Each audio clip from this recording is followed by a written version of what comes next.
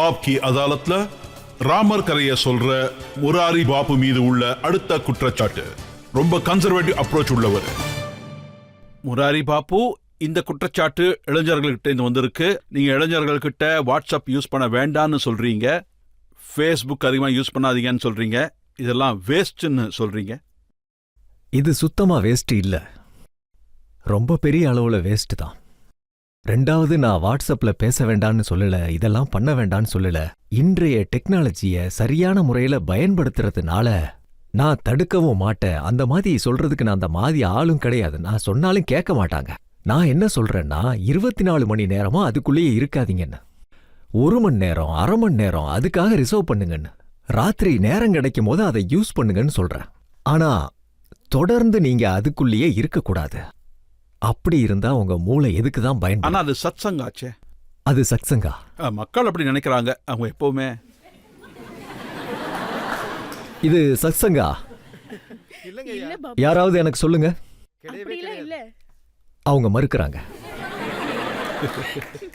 ஆனா பெரும்பாலான மக்கள் நினைக்கிறாங்க அவங்க லைஃப் இப்ப அதோட டிபெண்ட் ஆகி இருக்குன்னு.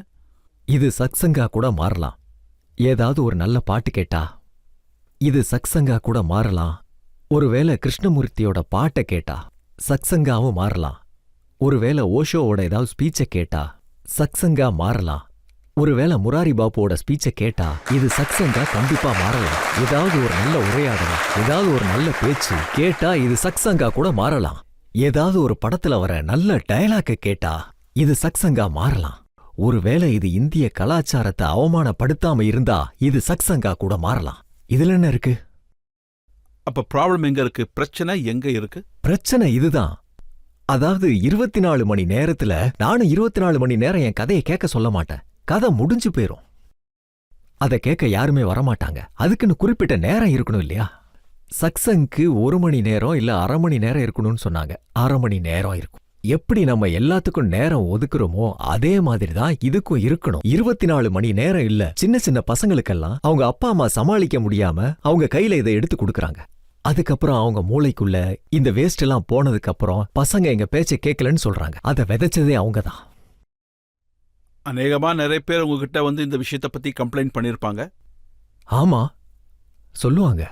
ஆனா நீங்களும் மக்கள்கிட்ட இப்படிதான் சொல்லுவீங்க, முதல்ல காதலிங்க, அப்புறம் கல்யாணம் பண்ணிக்கிங்க, அதுக்கப்புறம் என் கதையை கேட்க வாங்க. கண்டிப்பா கண்டிப்பா. காதலிக்காம பக்தி வரவே வராது. காதலிக்காம சாதனை. அப்புறம் இத சொல்றதுக்கு நான் யாரும் இல்ல. கடவுள் ஜகத்குரு ராமானுஜர் கிட்ட ஒரு இளைஞர் போனாரு. நான் சாதனையில முன்னேறணும்னு சொன்னப்போ அவரு ஆச்சாரியார்கிட்ட கேட்டாரு, நீ யாரையாவது காதலிச்சியான்னு. அப்ப அவரு நான் காதலிக்கலனாரு. அப்ப என்கிட்ட வராதுன்னு சொன்னாரு. என்கிட்ட உனக்கு இடம் இல்ல. காதல் ஒரு மிகப்பெரிய விஷயம். ஆனா இப்பெல்லாம் கல்யாணங்கிறது கம்பல்சரி இல்லையே. கோர்ட்டே லிவிங் டுகெதர்ன்ற விஷயத்தை அப்ரூவ் பண்ணிட்டாங்களே.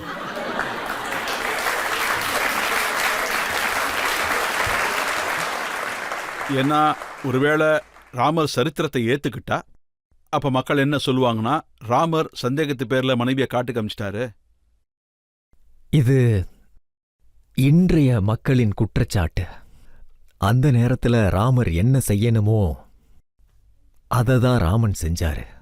அப்புறம் இதுவரைக்கும் நான் அதை படிச்சதில்ல. ஆனா இன்னைக்கு நான் படிப்பேன் அந்த காலத்தோட கிரந்தங்களை. இதை கண்டிப்பா நான் ஏத்துக்குவேன். ஆனா சீதாவை என்னைக்கும் குறை சொன்னதே இல்ல. நான் எங்கேயும் படிச்சதும் இல்ல. அதுல 2 பேருக்குமே சம்பந்தம் இருக்கு. அப்புறம் அதனாலதான் ராமர் ராஜ தர்மத்தை காப்பாத்தினாரு, ஜனநாயகத்தை நிலைநாட்டினாரு.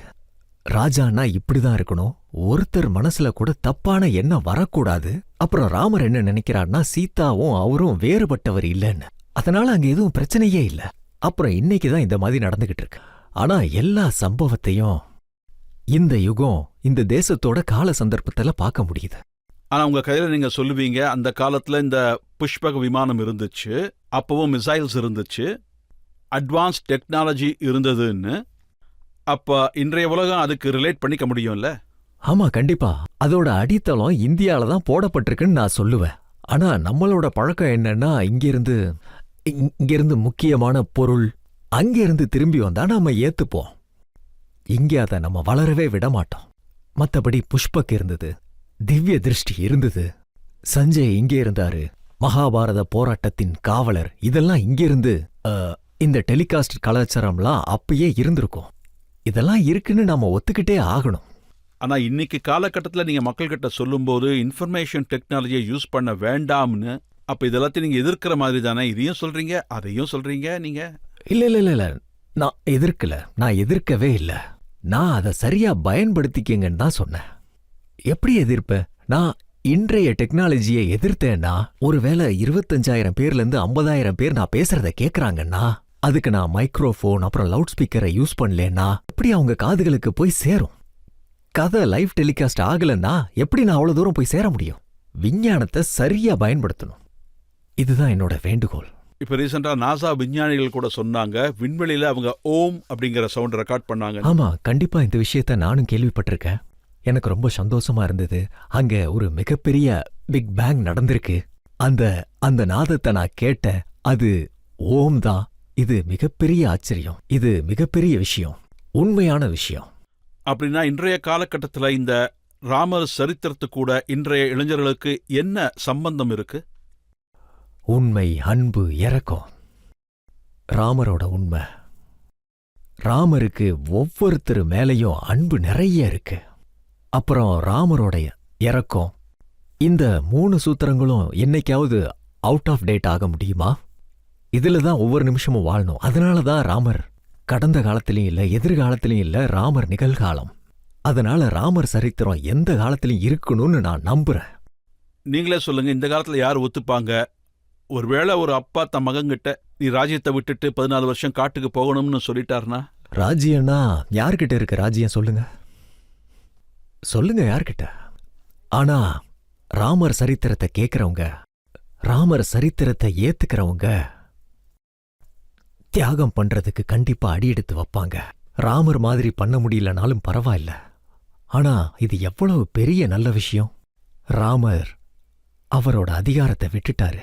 அப்புறம் பரதனுக்கு கிடைச்சது, அவரும் அதை விட்டுட்டாரு. இதெல்லாம் ஒரு அற்புதமான உதாரணம். உலகத்திலேயே இந்த மாதிரி பார்க்கிறது ரொம்ப அற்புதமான. நீங்க இதை சொல்லுங்க, உங்களை பொறுத்த வரைக்கும் மோடிஜி நல்ல காரியங்கள் பண்ணியிருக்காரா? நிறைய வேலை முடிஞ்சிருக்கு, நடந்திருக்கு, நடக்கும், நடந்துகிட்டு தான் இருக்கு. ஆனா மக்களோட எதிர்பார்ப்பு எப்படி இருக்குன்னா, எல்லாரோட எதிர்பார்ப்பையும் தீக்கிறது ரொம்ப கஷ்டம். பண்ண முடியும். ஆனா எப்படி பார்த்தாலும் அரசியல் தான். நான் எத்தனையோ முறை சொல்லியிருக்கேன், மறுபடியும் இன்னொரு முறை சொல்றேன். அரசியல்ல இருக்கிற மக்கள் சாம் தான தண்ட பேத பண்ணிக்கிட்டே தான் இருப்பாங்க. அது அவங்களோட விருப்பம். ஆனா நம்மளோட பிரதம மந்திரியோட நாட்டுப்பற்றுல யாருமே விரல நீட்ட முடியாது.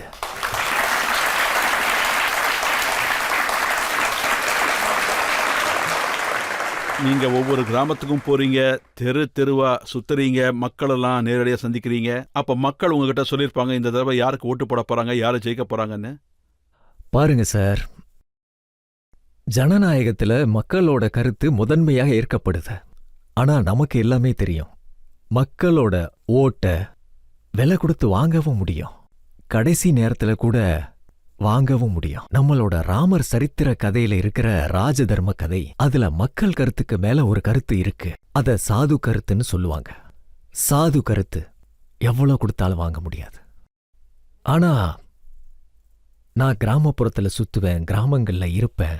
அதனால மக்கள் யாராவது நல்லவங்க வந்தா நல்லா இருக்கும்னு நினைப்பாங்க. ஆனா பெரும்பாலும் நான் இவங்கள பார்த்த வரைக்கும் மக்களுக்கு என்ன தோணும்னா, யாராவது நல்லவர் கிடைச்சா நல்லா இருக்கும்னு. மத்தபடி எல்லாரோட பார்வையை பொறுத்து தான் இருக்கு. இன்னும் யாரும் கிடைக்கலையா? இருக்காரே ஒருத்தர், வேலை செஞ்சுக்கிட்டு இருக்காரு.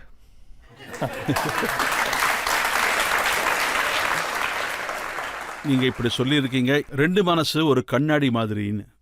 படப்பாடல்களை வச்சு அவங்க மனசை சொல்லிடுவீங்க. தோரா மன தர்பண कहलाए भले बुरे सारे कर्मों को देखें और दिखाए तो रमन दर्पण. அப்புறம் இந்த சினிமாக்காரங்களை 2 மனசு கண்ணாடின்னு நான் சொல்லல, எங்க துளசி முன்னாடியே சொல்லியிருக்காரு. श्री गुरु चरण सरोज रज निज मन मुकुर सुधार உங்க மனசு ஒரு கண்ணாடி, அதனால தான் நான் பாடுறேன்.